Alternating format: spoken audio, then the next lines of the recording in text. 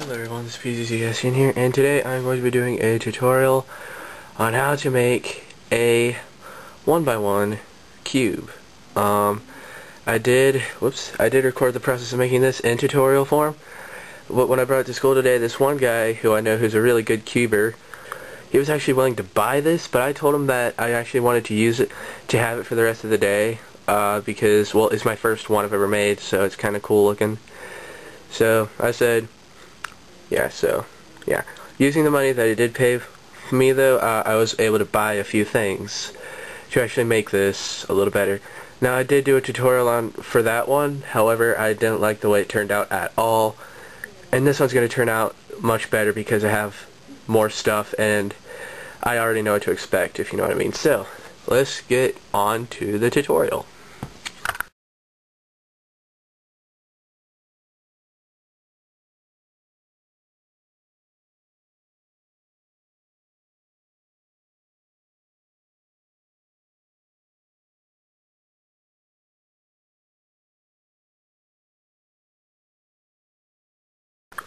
Alright, so here are the things you're going to need.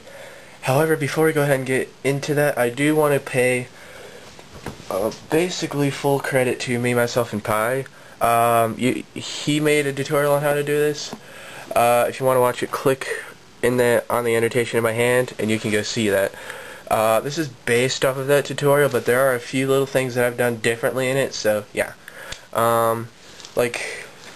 Yes. So yeah, and also one other thing, you know, I'm pretty sure that that these are all the materials you're going to need if for some reason we end up not using any of these, which I'm pretty sure we will, or if I forgot something. If there's something that we're not actually going to be using, then there'll be a little not needed tag that'll come up, but I highly doubt that'll come up. And also, if I forget something, we will include it. I will include it in a list in the description down there, as well as in a clip that comes on after this. So, here are the things you're going to need. You're going to need some Legos. Now, these are the specific Legos I'm going to be using, but basically, get any Legos that'll work. The Legos I'm going to be using 6 of these 2x4 blocks, these black things here, and then 4 of these thin 2x4 blocks. They're these little thin kinds here. These black ones are the thick one, but these other colored ones are the thin ones, which is pretty cool, I think. You're also going to need some super glue.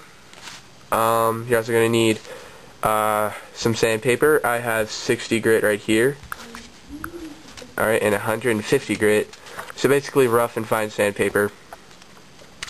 You're also going to need some normal paper, as well as possibly a color reference, like such as a normal Rubik's Cube. You're also going to need a glue stick, optionally masking tape, or yeah, something like this, and stuff that I am unable to show. Well, you're going to need some sort of black paint. I would actually recommend you use black nail polish because it actually gives it that nice glossy look, but black spray paint will look good too. That's what I used to paint this one. As you can see, it looks really cool and sweet too. Awesome. But another thing you can use is anything that'll paint it black, I suppose.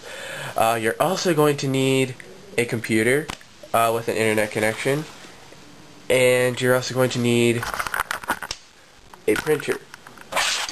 So those off. You're going to need a printer, of course, with paper loaded. So yeah.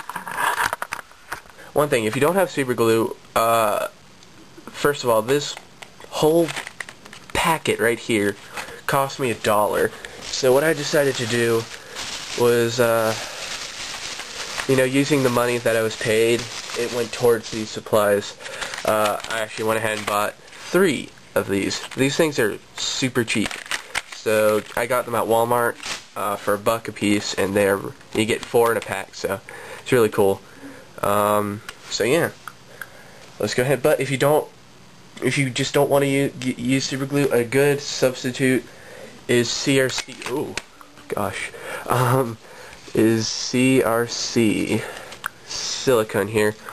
But be careful, because today in school, this girl was looking at it and she dropped it, and this happened. So yeah, be aware of that if you do decide to use CRC. So, now that you know all the materials you're going to need, let's get started.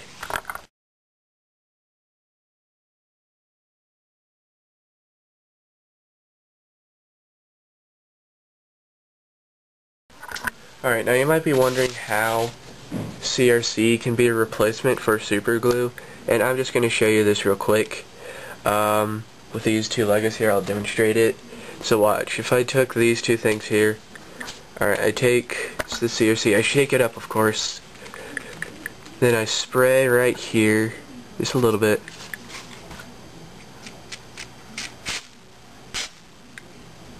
Yeah, there you go. And then I stick it to this one, and then I just kind of let it sit there and hold for about like 30 seconds. Just hold it nice and firmly and tightly. Just sort of let it sit there until it's nice and good. And if you do this to two Legos like this and then try and pull them apart, you'll notice that it'll actually be pretty hard to pull apart.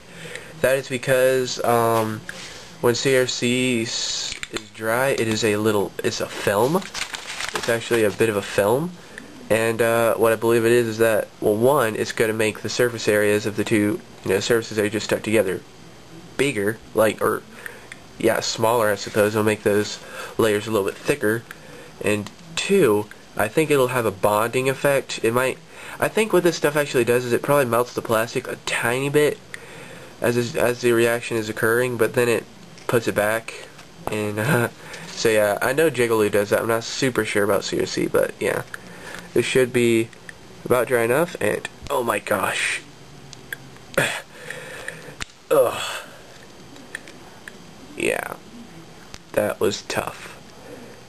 You can even see where... Yeah, so that's how CRC works as a glue, in case you were curious.